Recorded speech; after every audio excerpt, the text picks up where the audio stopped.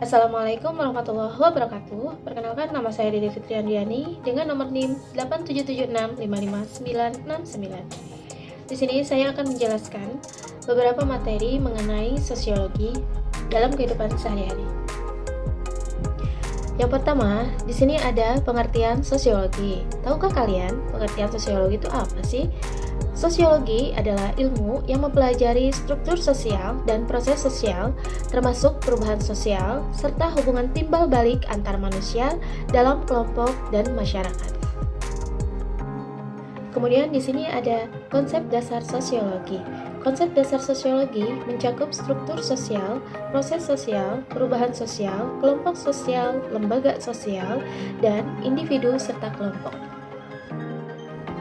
Konsep-konsep utama sosiologi diantaranya ada individu, masyarakat, kelompok sosial, komunitas, struktur sosial, proses sosial perubahan sosial, lembaga sosial atau pranata sosial, sistem sosial, dan organisasi sosial. Konsep-konsep ini saling berhubungan untuk menjelaskan bagaimana interaksi sosial membentuk masyarakat, bagaimana masyarakat berfungsi, dan bagaimana ia mengalami perubahan.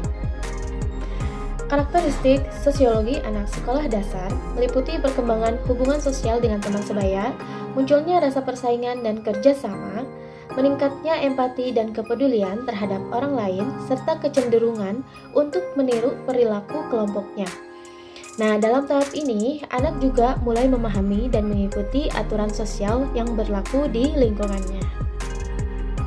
Ruang lingkup sosiologi mencakup interaksi sosial antara individu, kelompok, dan masyarakat dalam berbagai aspek kehidupan seperti keluarga, ekonomi, politik, dan budaya. Sosiologi juga mempelajari nilai dan norma sosial, kedudukan dan peran sosial individu, perubahan sosial budaya, serta masalah-masalah sosial yang ada dalam kehidupan sehari-hari. Contoh interaksi dalam keluarga. Interaksi dalam keluarga terjadi melalui komunikasi berbagai aktivitas, dukungan emosional, dan diskusi. Sebagai contoh, misalnya, ada seorang anak yang mempunyai PR dan ingin mengerjakannya bersama dengan mama papahnya misalnya. Dan dari situlah, ketika mereka mengerjakan sebuah PR, akan terjadi sebuah perbincangan.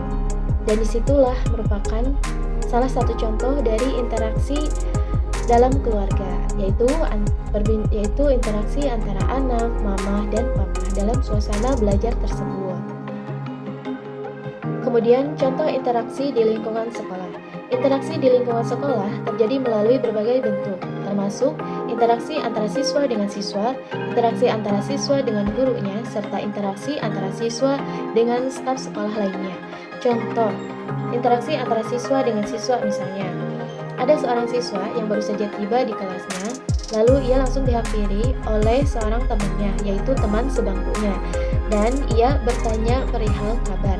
Nah, dari sana terjadilah perbincangan antara siswa dengan siswa, dan itu merupakan salah satu contoh dari interaksi siswa antara siswa dengan siswa di lingkungan sekolah, yaitu di kelas. Nah, untuk contoh yang kedua, interaksi antara siswa dengan gurunya misalnya.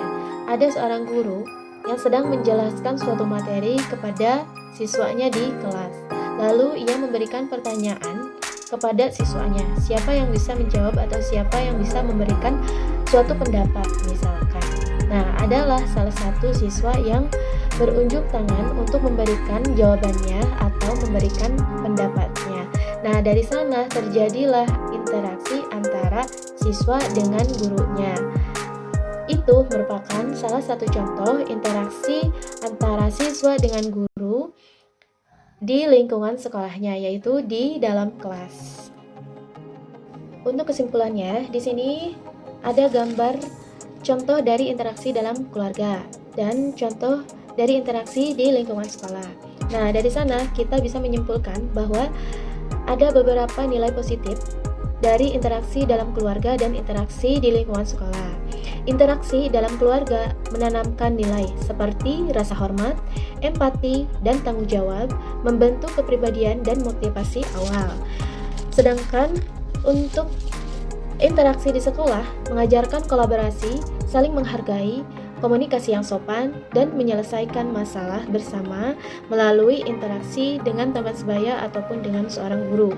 Jadi, keduanya sangat penting karena keluarga menjadi pondasinya dan sekolah memperluas pengalaman sosial serta akademiknya.